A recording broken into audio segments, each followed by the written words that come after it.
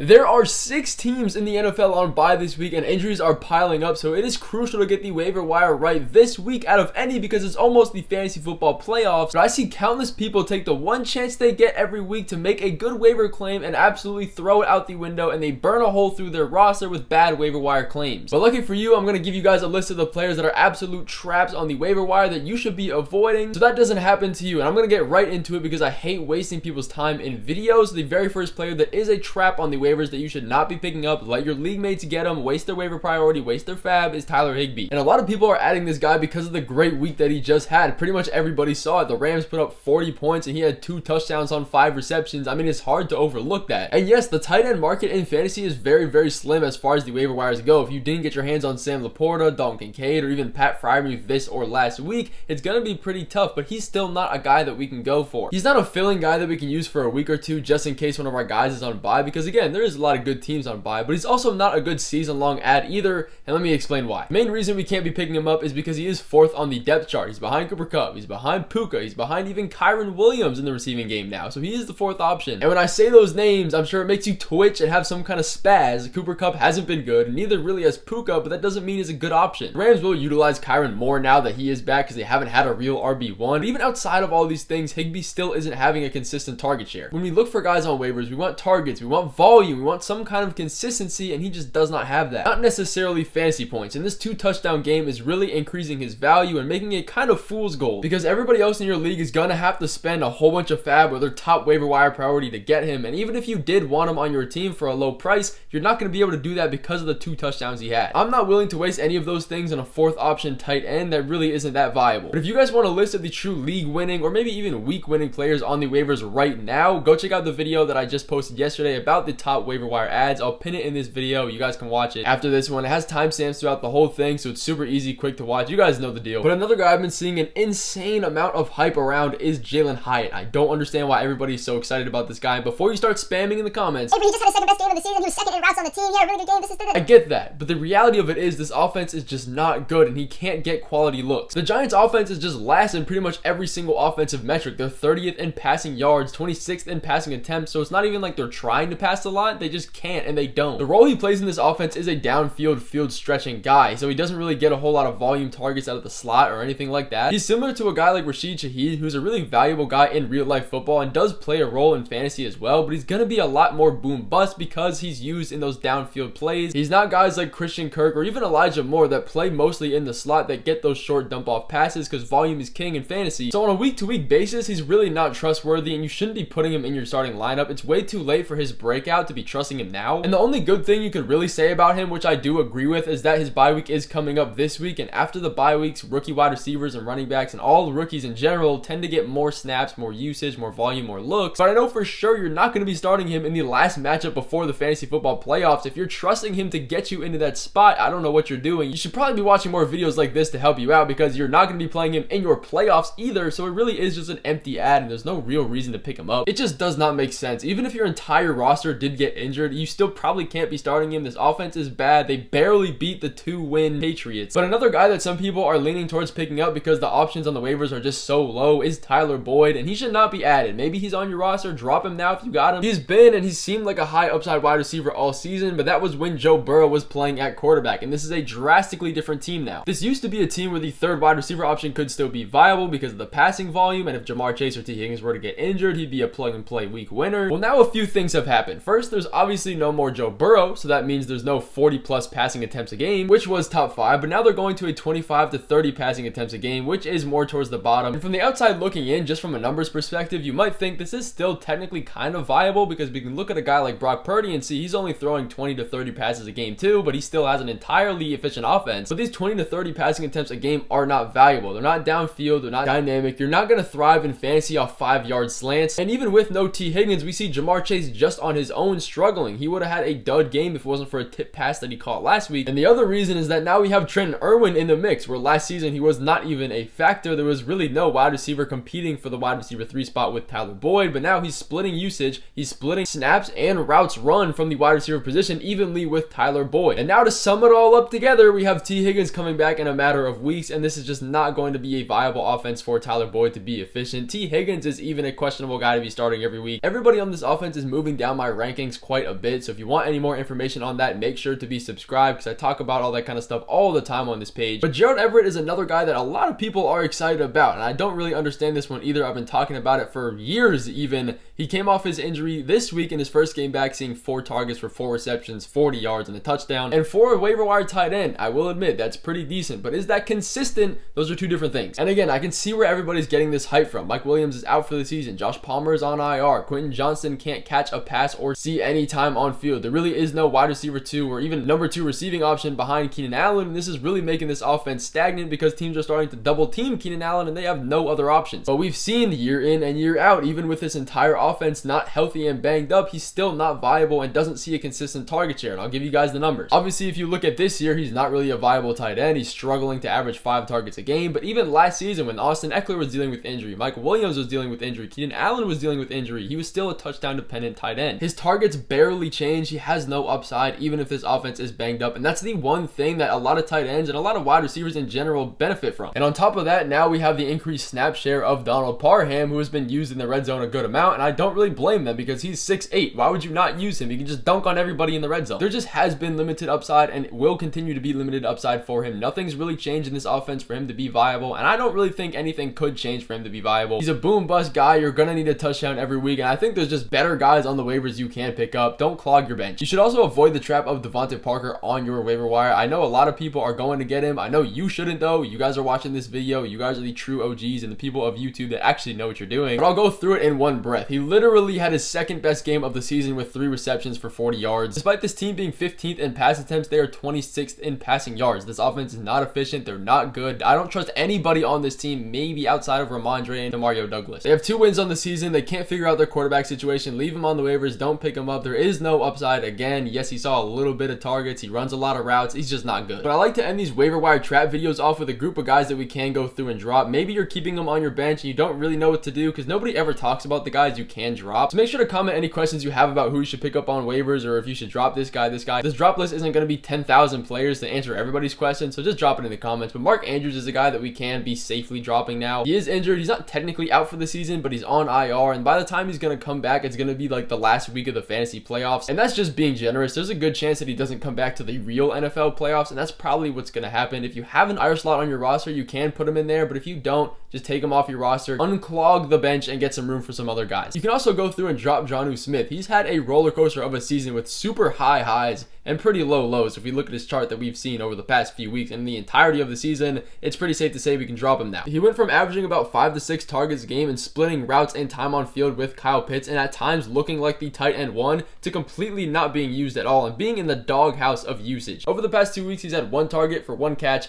and 1 yard, and his snaps have been cut in half. I don't really understand it at all, but it's happening. Maybe he did something with the coach's wife. I don't understand why this would happen because he looked pretty decent and he's had history with Arthur Smith on his team before. But all of his betting lines, his yard totals, and all the fantasy apps have all of his usage cut in half, and he's averaging like 2 fantasy points for the rest of the season. So it's pretty safe to say that the roller coaster ride of Jonnu Smith is over. If you shorted him, got some good value, good for you, but it's pretty safe to drop him now. But if you still have Quinten Johnston, this is another guy that me personally, I've been struggling as well. You gotta drop him. It's finally time. Just cut ties. Don't worry about the headache for a couple reasons. He's literally had the dream situation for a wide receiver to be viable. He had 2 of the 3 starters he had to beat out in the depth chart get injured, and he was the only other wide receiver left behind Keenan Allen. He still can't be viable. Yes, he's seeing a good amount of snaps and routes run, but he just can't catch passes. He's not being used. He's averaging 2 receptions over the past 4 games and 2 receptions for the entirety of the season. And it's coming to the end of the year again, like Jalin Hyatt, where you can't really be starting him or really trusting him ever. If you're in position to make the playoffs, I know it's for sure not because he was helping you. You're never going to be starting him. It's time to fill your bench full of guys with actual upside and not people just holding you back. He's not going to be startable. If he wasn't then, he's not now. And the same goes for Royce Freeman. The only reason you should be rostering him still is if you have Kyren Williams and you want the handcuff. That's perfectly fine. Yes, he is the RB2 on this team. Darrell Henderson was cut and he's seeing a good amount of usage with Kyren still healthy, but as he gets healthier, he's going to see less and less volume. There really is no way he's going to be startable and viable with Kyren healthy. healthy. He's not using the receiving game. He as well is never going to help you win an actual game unless Kyron's injured, so you don't need to be rostering him. Keeping on that running back trend, we can drop Jerrick McKinnon. He's averaging 5 fantasy points a game on the entire season, which is including the beginning of the season when he was actually used and somewhat splitting this backfield, but he's still rostered in 33% of leagues. If you have him, take him off your roster. 33% is way too high. Again, if you have Isaiah Pacheco, you can hold on to him if you want, but outside of that, get him off your roster, guys. But that is going to end off this video. If you guys did enjoy, make sure to drop a like, subscribe if you haven't already. I would love to have you guys a part of these videos every single day, and I will see you guys in the next video coming tomorrow.